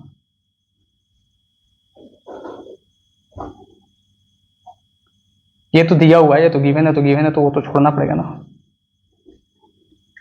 मतलब 7 8 10 लाइन तो लग ही गया, ठीक है ना, 10 लाइन लग गया। अब देखो 10 लाइन जो था ना, अब 3 लाइन में कैसे समाप्त करते हैं हम इसके खेला को। बड़ा से बड़ा क्वेश्चन, ये तो अभी छोटा छोटा क्वेश्चन है तो इतना लगा, बड़ा से बड़ा मतलब सुरमा जो होगा ना, वो भी उसको भी आप पछाड़ दीजिएगा, जब घुसेंगे चैप्टर में तो वहां करेंगे बड़े से बड़े सुरमा को। बस यहाँ पे सीख लीजिए कि यूज कैसे किया जाता है, ठीक है ना, हथियार चलाना सीख जाइए बस, ठीक है। अब देखिए, अब यहाँ पे समझिएगा मेन फॉर्मूला में। अब देखिए काइनेटिक एनर्जी और मोमेंटम यहाँ पे क्या बोल रहा है, सेम है, तो मोमेंटम सेम है ना, सेम है तो ये कांस्टेंट मारो इसको गोली, क्योंकि सेम है तो बाद में जाकर कट जाएगा, जैसे लास्ट में जाकर कटा था ना, सेम था तो लास्ट में जाकर कट गया था, सीधी सी बात है, मारो गोली। टू भी कांस्टेंट है, ये भी जाकर कट जाएगा, लास्ट में जाकर 2 भी कट गया था, सीधी सी बात है, कट गया था, सीधी सी बात है। 2 भी कांस्टेंट है, मतलब काइनेटिक एनर्जी जो है वो इनवर्सली प्रोपोर्शनल टू मास है। किसको समझ में आया जल्दी बताओ, kinetic energy inversely proportional to mass है, किसको समझ में आया ये बात, जल्दी फास्ट, किसको समझ में आया। काइनेटिक एनर्जी यहाँ पे इनवर्सली प्रोपोर्शनल टू मास है, किसको समझ में, फिर से kinetic energy is equal to p square बटे 2m है, दिया गया है, बिल्कुल सर दिया गया है, सीधी बात है।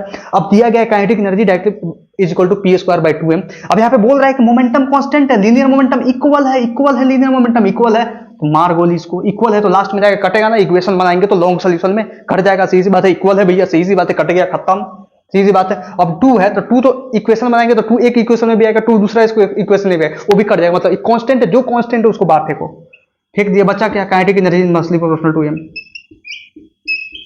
अब इस पे सारा खेला होगा, यहाँ पे इस पे सारा खेला होगा। अब हमने क्या किया, बस एक लाइन यहाँ पे लिखा, अब इस पे सारा खेला होगा, काइनेटिक एनर्जी 1 बटे काइनेटिक एनर्जी 2, सही सी बात है, equal to m2 by m1। अब बताओ काइनेटिक एनर्जी 1 बटे काइनेटिक एनर्जी 2 का रेशियो कितना दिया, 4/1, मतलब m2 बाई m1 का रेशियो क्या आ गया, 4/1, मतलब m1:m2 का रेशियो पूछा ना, तो m1:m2 क्या हो जाएगा, m1:m2 उल्टा हो गया ना, तो इसको उल्टा कर देंगे 1:4। 3 lines, I have already told you ना, सी सी बात है, look here, 1 line 2 line, only 2 line brother, only 2 line.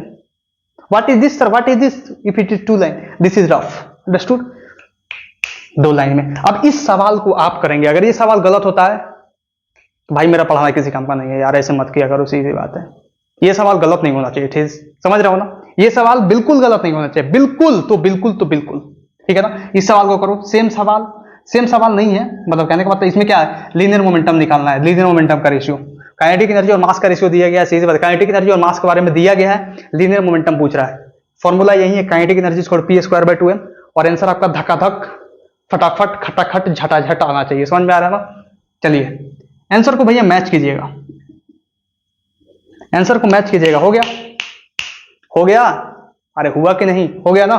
देखिए, two bodies of masses m and 4m are moving with equal kinetic energy, मतलब एक बॉडी है जिसका मास m है, दूसरे का मास 4m है, काइनेटिक एनर्जी सेम है दोनों का, मतलब इसका भी kinetic energy 1 equal to kinetic energy 2 दिया हुआ है।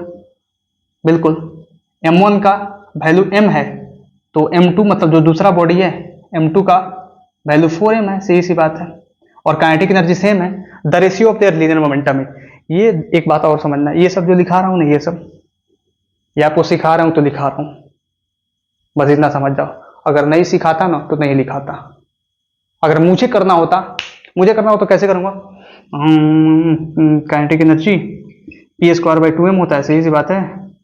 ये कांस्टेंट है, ये कांस्टेंट है। p लीनियर मोमेंटम पूछ रहा है ना, तो linear momentum p type p² directly m हो जाएगा, सीधी सी बात है। एंड p1/p2 का whole square equal to m1/m2, सीधी सी बात है। मतलब p1/p2 हो जाएगा, सीधी सी बात है, अंडर रूट m1/m2 कितना हो गया? m1/2 m/4m, 1:2 आंसर, खत्म।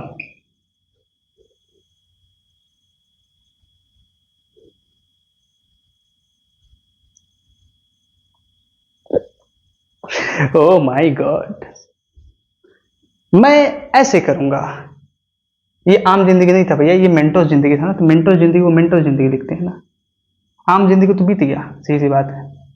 यह है मेंटोस जिंदगी, मेंटोस जिंदगी। जिंदगी के सफर में गुजर जाते हैं वो मकाम, फिर नहीं आते, फिर नहीं आते। कोई बात नहीं, आएंगे। 1:2 देखो, अब ये तो फास्ट करा दिया, अब आपको समझा भी देता हूं, ठीक है ना। किसी भी चीज के लिए परेशान नहीं होना है, क्योंकि जादूगर का जादू है, ये हाथों का कमाल है। और सब कोई कहते हैं मुझे, करते हो तुम कैसे, सबका ये सवाल है। देखिए,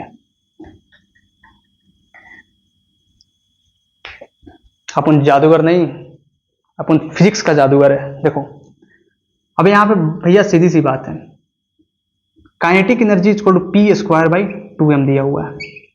ऑलरेडी बोल रहा है काइनेटिक एनर्जी कांस्टेंट है, काइनेटिक एनर्जी दोनों का सेम है, तो कांस्टेंट मान ले, खत्म करो कांस्टेंट से, सीधी बात है। ये भी 2 भी कांस्टेंट है, मतलब p² और ये m, तो m इधर चला जाएगा, मतलब p² directly proportional to m, ये रिलेशन बन रहा है। अब ये बन रहा है डायरेक्टली प्रोपोर्शनल टू रिलेशन, तो ये तो सिखा चुका हूं पहले ही स्लाइड पे, सीधी सी बात। मारो गोली इसको, p1/p2 का whole square is equal to m1/m2। बिल्कुल, अब p1/p2 का रेशियो पूछ रहा है ना, तो p1/p2 इज इक्वल टू, ये स्क्वायर है, इधर जाएगा तो रूट में बदल जाएगा। एक्सपोनेंट एंड पावर में पढ़ा चुका हूं, ठीक है ना, ये ठीक है ना। अब p1/p2 करना है तो कर दो, p1/p2 is equal to root m/4m, m को m से गोली मारो, मतलब p1/p2 इज इक्वल टू 1/2, मतलब रेशियो होगा 1:2। जादूगर का जादू है, ये हाथों का कमाल है, करते हो तुम कैसे, सबका ये सवाल है। टन टन टन टन टन टन। आया समझ में? अरे आ गया समझ में? बताओ आज का क्लास कैसा लगा? आज का क्लास कैसा लगा? सर मजा आ गया सर, बहुत बढ़िया था सर, बहुत बढ़िया था, इतना बढ़िया था कि क्या बताएं सर, सब समझ में आया। ऐसे ही समझ में आना चाहिए। तो आज का जो क्लास था ना, बहुत ही बढ़िया था, बहुत ही महंगा था। महंगा in the sense upper level, बढ़िया लेवल का था, सीधी बात है, क्योंकि ये चीजें नहीं कराई जाती हैं। जो अच्छे बच्चे होते हैं वो तो कर ले जाते हैं, लेकिन जो एवरेज, बिलो एवरेज बच्चे होते हैं वो कंफ्यूज होकर रह जाते हैं, वो लॉन्ग सोल्यूशन करते हैं। और आपको पता है कि नीट में एक सवाल के लिए 45 सेकंड का समय चाहिए। समझ में आ रहा है ना? और 45 सेकंड में सवाल तभी सोल्व होगा जब आप ऐसे हैक्स को जानिएगा, और ये हैक्स बहुत स्टूडेंट्स को नहीं पता, और वो सिमट के रह जाता है सब नीचे ही नीचे। लेकिन अगर ये लेक्चर आप देख रहे हो तो आप उस हर एक स्टूडेंट को शेयर करो, समझ में आ रहा है ना, जिसको लगता है कि इस लेक्चर की जरूरत है। ठीक है ना? समझ रहे हो इस बात को? तो आज के लिए बस इतना ही, लेकिन एक बात और सुनते जाइए। कल जो आने वाला है लेक्चर, मतलब इसके बाद जो लेक्चर आने वाला है, नेक्स्ट जो लेक्चर, वो होगा अपना मैक्सिमम और मिनिमम पे बेस्ड। ये भी कहीं नहीं पढ़ाया जाता है, ये डायरेक्ट जो चैप्टर में यूज होता है वहीं पे टीचर बताता है। लेकिन मैं आपको सेपरेट बताऊंगा कि हर एक चैप्टर में आप तार तार कर दो हर एक चीज को, ठीक है ना। मैक्सिमम और मिनिमम का कॉन्सेप्ट समझाऊंगा आपको। जैसे फॉर एग्जाम्पल ये ऐसे रहेगा, a equal to b by C, मतलब ए को मैक्सिमम करना है तो कितने तरीके से हम मैक्सिमम कर सकते हैं, मतलब बी और सी में क्या क्या छेड़छाड़ करें कि बी और सी मतलब ए मैक्सिमम हो जाए। ए को अगर मिनिमम करना है तो बी और सी में क्या क्या छेड़छाड़ करे कि बी मतलब ए जो है मिनिमम हो जाए। समझ में आ रहा है ना, ये समझ में आ रहा है ना। और ये कॉन्सेप्ट इतना ज्यादा इंपॉर्टेंट है कि बहुत सारे सवाल को धुआं धुआं धुआं धुआं कर देगा। समझ में आ रहा है ना, धुआं धुआं धुआं धुआं कर देगा। कोई दिक्कत? कोई दिक्कत नहीं सर, समझ रहे हैं ना। तो चलिए आज के लिए बस इतना ही। थैंक यू वेरी मच कि आपने ये क्लास देखा, और आप सबको कोटि कोटि नमस्कार।